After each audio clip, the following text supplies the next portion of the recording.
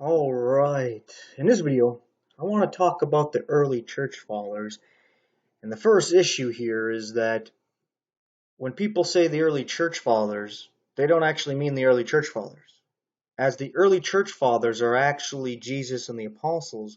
But when they say the early church fathers, they mean a group that came after them, which is weird because it's as if they're shifting the foundation over, right? There's something else being built here. So, with that being said, there's Catholics who would like to say that if Protestants were to read the early church fathers, they would see that the early church was Catholic, right? Yet there is big issues there because you go look at the early church fathers and you'll notice that they don't have a Roman pontiff. That's not part of Christianity. That didn't come around until around 500 AD that someone who was considered Christian, a bishop, was given the title of Roman pontiff. Before then, the Roman pontiff was a title only given to the Roman emperor. So for that to be given to a Christian bishop would be insane. It still is insane, but people look at that as normal, even though that wasn't part of the early church. The early church also called all the bishops pope, right? Kind of like the Catholic Church does today with calling all the priests father or pope, right? So to say that there was this certain special pope, that's not something in the early church. There was no bishop of bishops or pope of popes kind of thing going on. That didn't come along until later. And when that really took force, it caused a schism between what we see today as the Catholic and Orthodox churches. So if we look back at the early church, we see so far it looks more Orthodox than it does Catholic. Right? And with that being said, we'll take a look at the early church, and we'll notice that there wasn't this assumption of Mary. Matter of fact, they say they have her tomb there in Israel. And today you can actually go there and visit the tomb of Mary.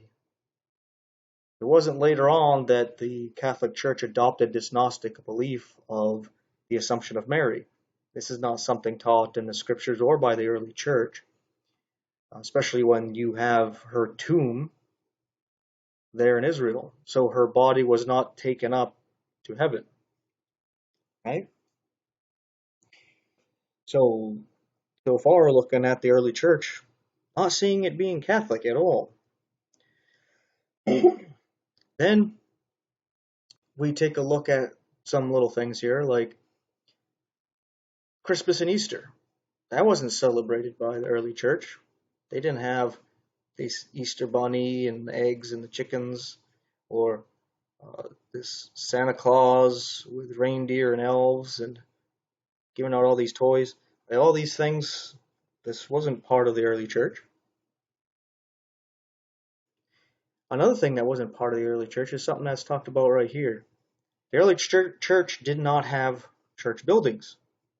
The early church was actually very anti-religion, just like it was pretty anti-state. Right? You had no king but Jesus Christ. You had no high priest but Jesus Christ. So it was pretty against the authority of the government and the religion. And it didn't have these church buildings. The church actually meant the assembly or the gathering, the group of people, such as in Acts, it actually refers to Israel being taken out of Egypt as the church because it was the gathering of Israel and taking them out of Egypt. So that was a church. It was a gathering. It was an assembly. But today, church means a building to most people. These things were not part of the early church. showing that the early church wasn't Catholic. Because today the Catholic Church acts as though the church building is the house of God. That wasn't something that the early church actually had. That wasn't something that came around until sometime after 200 AD. So the early church, when it actually uh, received tithes, it received money from the people, that money was used not to build up buildings that were a waste of time and money, but to actually help the poor and needy. You can read in Acts chapter 2 and Acts chapter 4 that people would sell all they have and give it to the church, and the church would just give it to everybody so that nobody was in need. But today, with the Catholic Church, there's Catholics in need, and if they went to the church for help, they would pray for them, maybe do some kind of fundraiser through a bake sale or do some bingo or something, and they'll do some other thing to try to raise some money to maybe help outside of praying. But they're not going to give money that's actually from the church, given by the people over the years, to help them like the early church did. That's not Catholic. The early church wasn't doing this Catholic stuff. That's nonsense, right? And we come over here and we can read from Clement of Rome in 96 AD says, "And we, therefore, are not justified of ourselves or by our wisdom or insight or religious devotion or the holy deeds which we have done from the heart, but by that faith by which Almighty God has justified all men from the very beginning." Hey, that's justification by grace through faith, taught by the early church around the time John was writing the book of Revelation. We come over here and we can read an interesting one from Diognetus. Hope I said that right. Diognetus. He says here, "God himself gave up his own Son as a ransom for us, the Holy One for the lawless, the guiltless for the guilty. Oh, the unexpected blessing that the sinfulness of many should be hidden in one righteous man, while the righteousness of one should justify many sinners." Justification by faith, the imputed righteousness of Jesus Christ covering us. This is saved by grace through faith, and this shows eternal security, because if you're saved by grace, and it's through your faith, and it's the covering of Jesus Christ's righteousness, well then, you're saved by grace, right? Or should I say, kept saved by grace?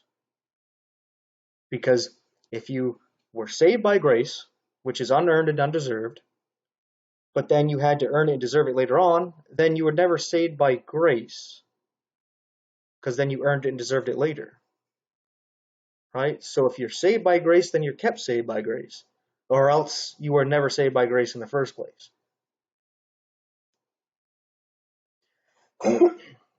Continuing on here, we read some prohibitions, such as the decree of the Council of Toulouse in 1229 AD, or what they're using now is CE, says, "We prohibit also that the laity should be permitted to have the books of the Old or New Testament, but we mostly strictly forbid their having any translation of these books." And that's strange. Ruling of the Council of Tarragona of 1234 AD. "No one may possess the books of the Old and New Testament in the Romance language, and if anyone possesses them, he must turn them over to the local bishop within 8 days after promulgation of this decree, so that they may be burned."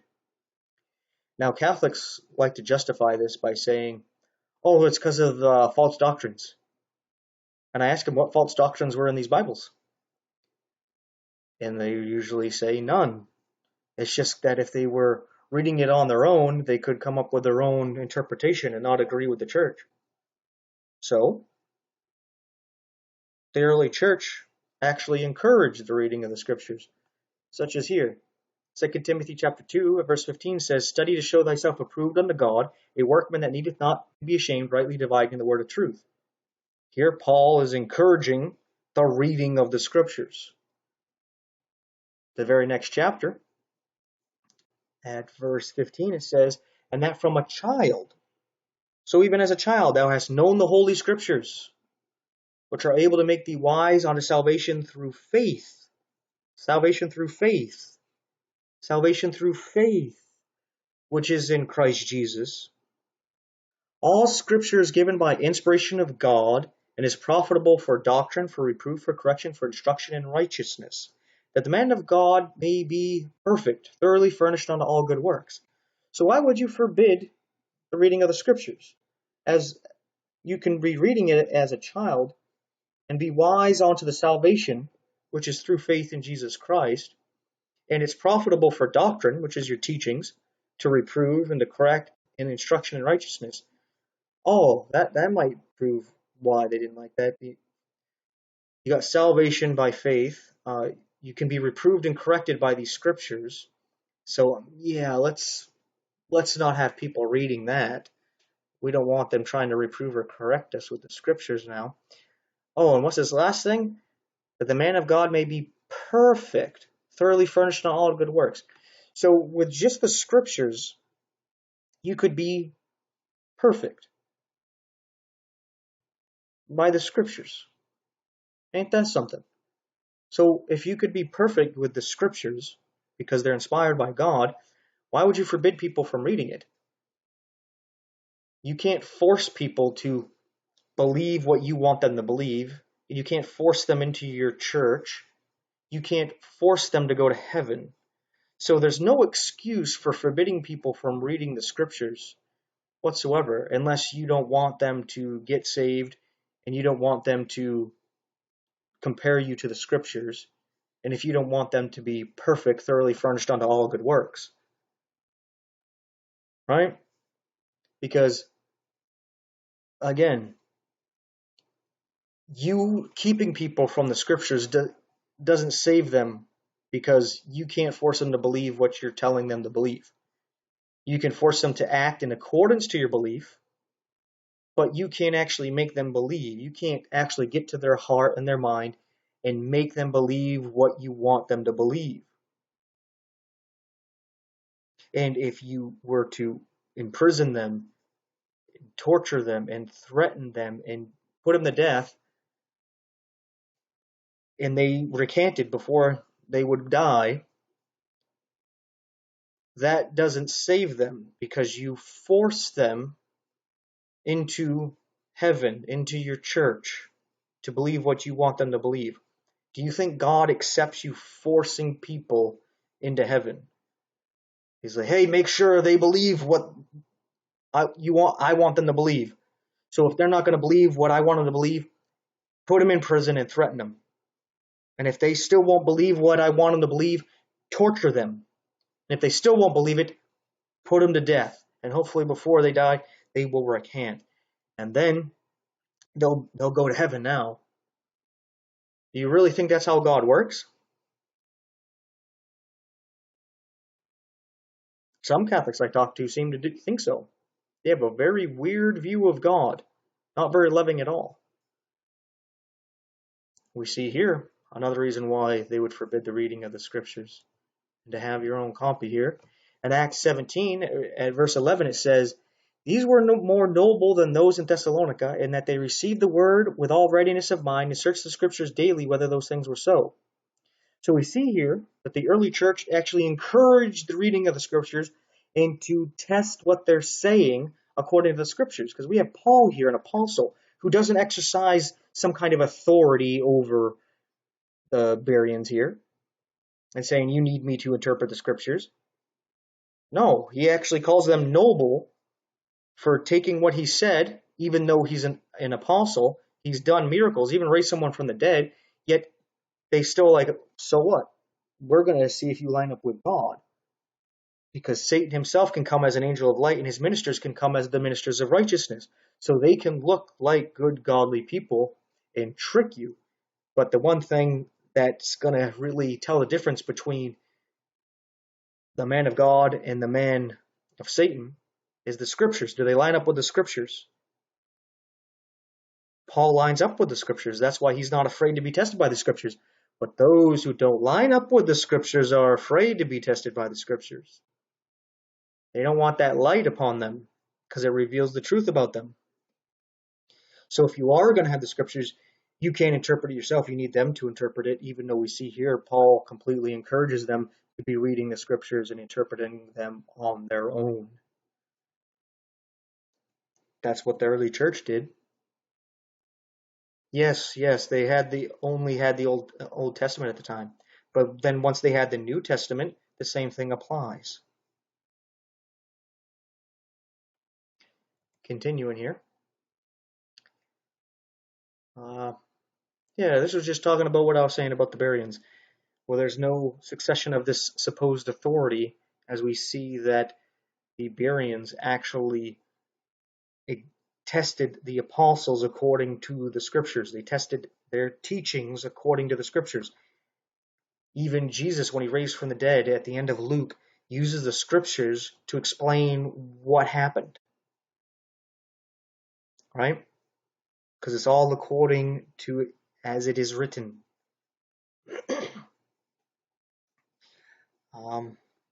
So, with all that being said, I will wrap that up for now. So, no, reading the early church fathers isn't going to go, hey, they were Catholic. That's just something Catholics say to dismiss anybody who speaks up against them. Because if you come at them saying, oh, the Bible alone, and the Bible is the foundation of the church, it's the authority of the church, and they're like, okay, well, we got a problem here, what are we going to do? Let's tell everybody to say, go to the early church fathers. The early church fathers were Catholic, right? And a lot of people haven't looked into the early church fathers' writings. And if they have, it's the Bible, because they're the true early church fathers. And so that ignorance of the Catholic and the Protestant of what the early church fathers actually said, in this case I'm talking about the Catholic version of the early church fathers, then you can just dismiss people. Oh, well, the early church didn't interpret that way. But they're just saying it. They haven't looked into it. Like I brought up a couple of witnesses talking about saved by grace through faith. Having Jesus' righteousness imputed to you. And that's how you are saved. It's what the Bible actually teaches. And I guess I'll actually end with that. Let's actually talk about something real quick here. We're going to have a comparison of Paul and James. Some people, the Catholics, think, oh no, you just got to bring up James, and Protestants will go all crazy, like as if we're all Luther or something. It's kind of weird. You just assume way too much. What we read here let's start at verse 10 and go to 12 here.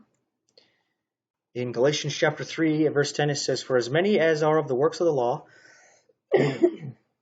are under the curse, for it is written, cursed is everyone that continueth not in all things which are written in the book of the law to do them. So we see that's the curse of the law, is that nobody has done everything in the book of the law and actually kept it. Now the law has three aspects to it. It has not sinning, doing religious rituals, and doing good works. Those are the three requirements of the law. But in verse 11 here it says, but that no man is justified by the law in the sight of God. That's key. You're not justified by the law in the sight of God. It is evident, for the just shall live by faith. And the law is not of faith, but the man that doeth them shall live in them. So you see, if you are doing the works of the law, such as trying not to sin, doing religious rituals, and doing good works, you're not walking by faith, you're walking by sight, as you are judging yourself by the law. You might have changed the law from the Old Testament to now as a Catholic, but it's still the same thing. Basically the same 10 commandments, and if you break them, you're a sinner. You got to do the religious rituals, or you're not saved, and you got to do the good works, or you're not saved. Right? It's all works of the law. You just changed up the works a little bit. That's all you've done. It's still the same old law. And you think just because you changed it up a little bit and called it a new name, that all of a sudden it's new, right? Basically, somebody gave an old lemon a paint job, and you're like, oh, I'm going to go buy that. When it's the same old lemon, don't drive worth of beans. But before we go over to James, I just wanted to look at something else real quick, just to show another witness. Whoops, went down a little too fast. Romans chapter 4, verse 2, it says, For if Abraham were justified by works, he hath whereof the glory, but not before God. So you see, talking straight about Abraham like we're about to do in James. You're not justified by works before God, just like you're not justified by the law before God. I know as a Catholic you're saying, well, we're not talking about works of the law. Well, you always quote James, and that's what James is talking about. You go, no, that's not what he's doing. Hey, yeah, well, I'll show you. James 2, right? That's where you're going? That's where you want to say faith and works? All right, let's do it. Starting at verse 10 here, it says, For whosoever shall keep the whole law, and yet offend in one point, he is guilty of all. For he that said, Do not commit adultery, said also, Do not kill. Now if thou commit no adultery, yet if thou kill, thou art become a transgressor of the law.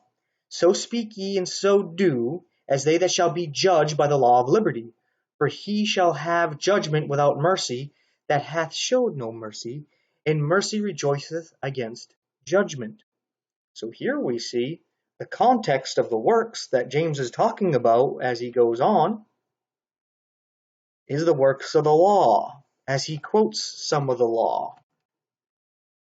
So don't sin, do religious rituals, and do good works. And that's what he is talking about here, doing good works, which are a requirement of the law.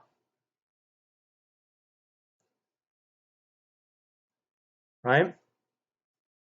Yet he says here at verse 24, Ye see then how that by works a man is justified, and not by faith only.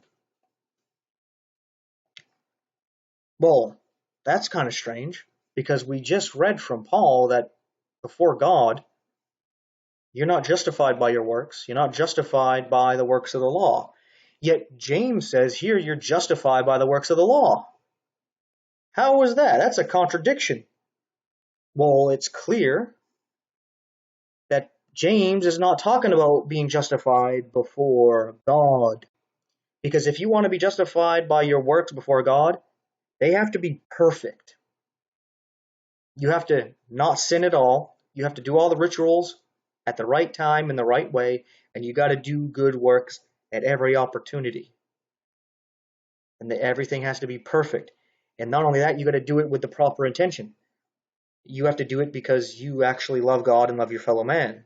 Because that's what the law is summed up as. Loving God with all you got and loving your fellow man. Now, if you're doing this because you're trying to save yourself from hell, trying to earn heaven, or as a Catholic, you're trying to spend less time in purgatory, well, then you're not doing these things out of a love for God or a love for your fellow man.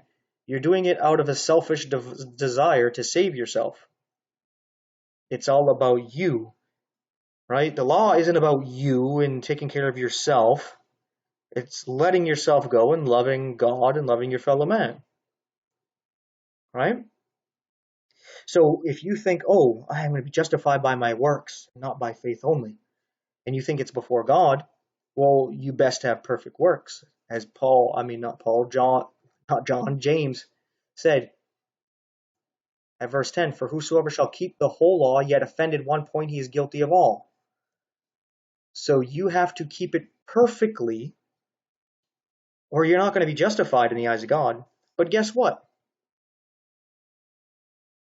If you understand that James is talking about being justified before man, then you can understand what is being said here.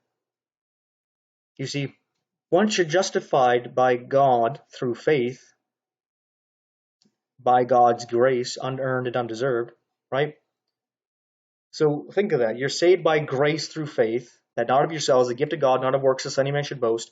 So if you're saved by grace, which is unearned and undeserved, how is it you think that your works are going to justify you before God? When he says it's a gift, not of works, or else you would boast, and he says you're saved by grace, yet you think, oh, but I also need these works. How does that make sense to you? But once you actually realize you're saved by what God did for you, not what you did for God, it's about God and his love for you, not you and your love for him. And when you admit this, that you don't have this true love for God and love for your fellow man, you have this love for yourself, then you can call on Jesus and be saved. Once you've actually done that and you're saved, then you can actually do good works, because now you don't got to worry about yourself. You can do things out of a love for God and love for your fellow man, because you don't have the fear of hell anymore or losing heaven anymore. You know that you're saved because of what God already did through Jesus Christ. So now that you're saved, people can't see this, like the two thieves on the cross. One of them's justified by God, one of them isn't. One of them's saved, one of them's lost. And unless you were there to know which one, you couldn't tell. Like if I asked you right here, was it the one on the left or the one on the right? Which thief was saved? You couldn't tell me, because they both look like condemned sinners. That's what we all look like. So in order for you to be justified before man, you would have to keep the law. But before God, you just had to have faith, just like the two thieves, both condemned by the law. Both are going to die for it. Yet one of them is saved and one of them is lost. So according to man, if you were to look, you would say both are damned. And the only reason why you know one of them isn't damned is because you believe Jesus when he told one of them, today you'll be with me in paradise. Now, those two thieves represent all of humanity. You're either one of those two thieves, because we're all condemned by the law, and you can either accept or reject Jesus. But we have an opportunity that once we've accepted Jesus, we can be taken down from that cross, and we have this life we can live. Now, even though we're justified in the eyes of God, and we've been saved, taken down from the cross, we're not justified before the rest of the world. So James is talking about how you are justified to the rest of the world, saying, oh, you have faith? Well, you have faith, then what's the point of you acting like the Catholic Church and saying, oh, be filled and warmed and clothed, and not actually doing it and helping the people? Like you see the Pope walking among starving children in Africa that are just crawling, their skin and bones, just reaching out to touch them, and he's acting like he's basking them with his magnificence, and that's going to feed them and take care of them. It's disgusting. And it goes completely against what James is saying here, yet the Catholics are the ones that are going to preach this the most. James 2, works, justified by your works. Yet a lot of them don't have all that good of works.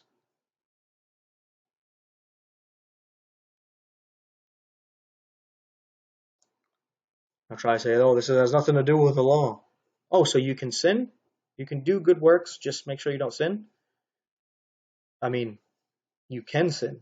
Let's say that the opposite. You can sin, you can do good works and just sin? You say, no, you can't sin. Well, then that's a work of the law. Sin is transgression of the law. Like we read from 1 John. You see all these inconsistencies with these Catholics here. Oh, if you read the early church fathers, you would see that they were Catholic. Well, I've read the scriptures, and they're definitely not Catholic. And even when I read these other guys that they call the early church fathers, where they move the foundation over to these other group of people, even they aren't consistent with the Catholic Church today. So, with all that being said, think about these things. Thanks for watching. Take care.